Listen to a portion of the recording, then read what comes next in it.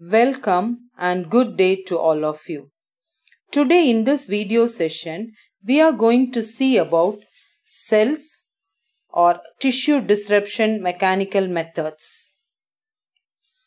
Cell disruption is the process of obtaining intracellular fluid via methods that open the cell wall or cell membrane without disrupting any of its components. The method used may vary depending on the type of cell and its cell wall composition. Cell disruption is an essential part of the processes related to the manufacturing of biological products. The disruption of cell is necessary for the extraction and retrieval of the desired products. Cell disruption cannot be considered an isolated process as it affects the physical properties of the cell slurry. The main aim is that the disruption must be effective and the method should not be too harsh so that the product recovered remains in its active form. The cells or tissues can be disrupted by various mechanical methods. Mechanical methods are those methods which require some sort of force to separate out intracellular proteins without adding chemical or enzymes. The main principle of the mechanical disruption methods is that the cells are being subjected to high stress via pressure, aberration with rapid agitation with beads or ultrasound. Some methods of disruption are cavitation, shearing, impingement, or combination of those. Intensive cooling of the suspension after the treatment is required in order to remove the heat that was generated by the dissipation of the mechanical energy. In laboratories, high pressure methods such as French press and Hughes press is used. In industry, the bead mill and high pressure homogenizer are used.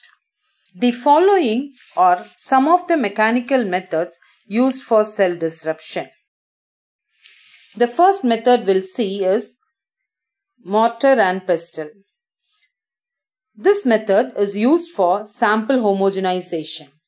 It involves the grinding of the cells such that they are disrupted. This does not have to be in suspension and is often done with plant samples frozen in liquid nitrogen. When the material has been disrupted, metabolites can be extracted by adding solvents.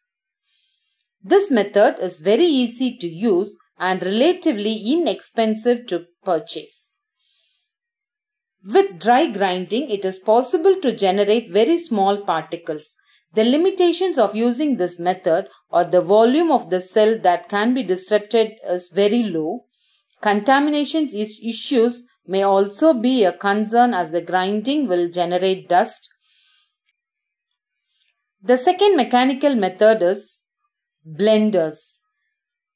These blenders, they employ high speed to disrupt cell walls and it separates or concentrates materials suspended in a liquid medium.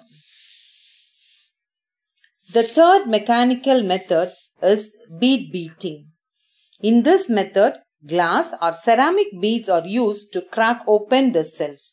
This kind of mechanical shear is gentle enough to keep organelles intact. It can be used with all kinds of cells. We have to just add beads to an equal amount of cell suspension and vortex. The fourth mechanical method is ultrasonication. Ultra-homogenizers work by inducing vibration in a titanium probe that is immersed in the cell solution. Tiny bubbles are formed and explode, producing a local shock wave and disrupting cell walls by pressure change. This process is called cavitation. This method is very popular for disruption of plant and fungal cells. The fifth mechanical method is homogenization. Liquid-based homogenization is the most widely used cell disruption technique for small volumes and cultured cells. cells are lysed by forcing the cell or tissue suspension through a narrow space. Homogenizers use shearing forces on the cell similar to the bead method. Homogenization can be performed by squeezing cells through a tube that is slightly smaller than beads beating. Significance of using this method. The cell disruption is an essential part of biotechnology and the downstream processes related to the manufacturing of biological products. It is necessary for the extraction and retrieval of the desired products, as cell disruption significantly enhances the recovery of biological products. In this session, you have learnt about cell disruption mechanical methods. Thank you for watching. Have a nice day.